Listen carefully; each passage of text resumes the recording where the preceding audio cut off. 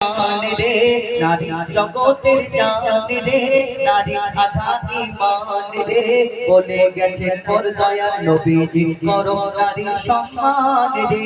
বলে গেছে মোর দয়াল নবীজি করো নারী সম্মান রে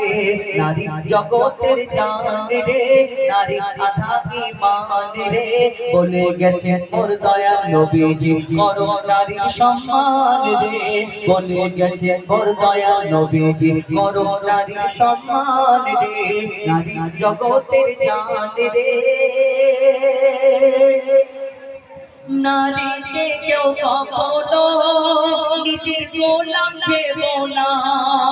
নারী ছাড়া এই দুনিয়ায় কেউ আসতে পারে না নারীকে কেউ কখনো নিজের গোলাম ভেবো না নারী ছাড়া এই দুনিয়ায় কেউ আসতে পারে না নারী ছাড়া এই দুনিয়ায় কেউ আসতে পারে না নারী যদি হয় মূর্খ পিছিয়ে যাবে সমাজ পুরুষের উন্নতিতে থাকে নারীদের হাত পুরুষের উন্নতিতে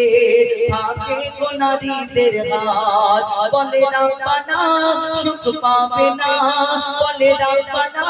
সুখ পাবে না করলে নারীর অপমান রে নারী জগতের জান রে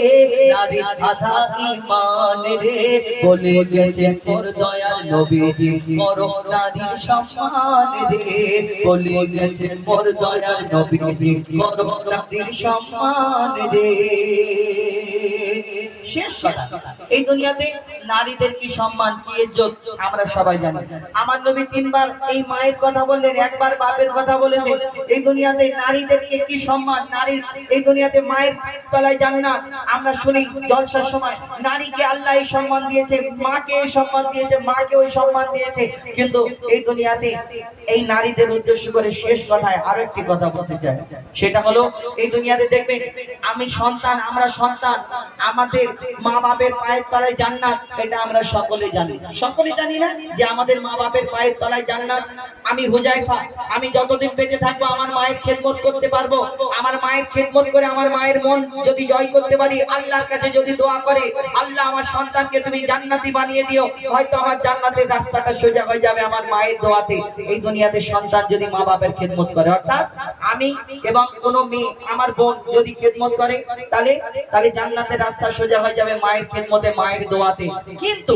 আমি একটা বেটা ছেলে পুরুষ আমি যতদিন বেঁচে থাকবো মায়ের খেদমত করতে পারবো কিন্তু একটা মহিলা একটা নারী তার তো 15 বছর 16 বছর 20 বছর বিয়ে হয়ে যাবে শ্বশুর বাড়ি চলে যাবে তাহলে সে কি আর মায়ের খেদমত মা বাপের খেদমত করতে পারবে তাহলে জান্নাতের রাস্তা এই যে সোজা হবে এই দুনিয়াতে যখন ওই নারীটা শ্বশুর বাড়ি চলে যাবে বিয়ের পরে তাহলে এই মায়ের খেদমত করার সুযোগ পাবে না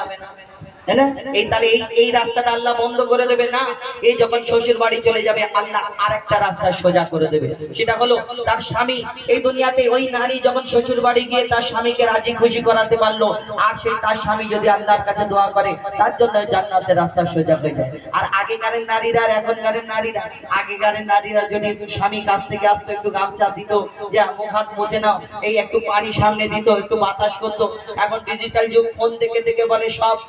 সব সমান সমান অধিকার এই দুনিয়াতে আবার ওই স্বামী যদি বলে হ্যাঁ আমার লুঙ্গিটা কোথায় কেন তোমার চোখ নেই দেখাবো না কেন তোমার পানি একটু হেঁটে যেতে পারো এরকম বলি না বলো যখন ভিতরে যাবে গুড় করে আওয়াজ হবে মনে করে আল্লাহ আমি কি ভুল করেছি আমার স্বামীর সঙ্গে বড় ছোট কথা বলে আল্লাহ একবার সুযোগ দাও পা জড়িয়ে ধরে পড়ে থাকবো আর জীবনে আমি কোনোদিন স্বামীকে ছোট বড় কথা বলবো আল্লাহ তোমাকে পাঠাবে গিয়ে স্বামীর পা ধরে জড়িয়ে পড়ে থাকবে অত সহজ নয় কবি ছন্দের মাধ্যমে অতি মূল্যবান কথা লিখছে দেখো মা বোনের কাছে করি আমরা আবেদন মা বোনের কাছে করি আমরা আবেদন তোমার পিতা তার স্বামী পাবে সম্মান ভালো হলে তোমার চাল চলন তোমার পিতা তার স্বামী পাবে সম্মান ভালো হলে তোমার চাল চলন যতই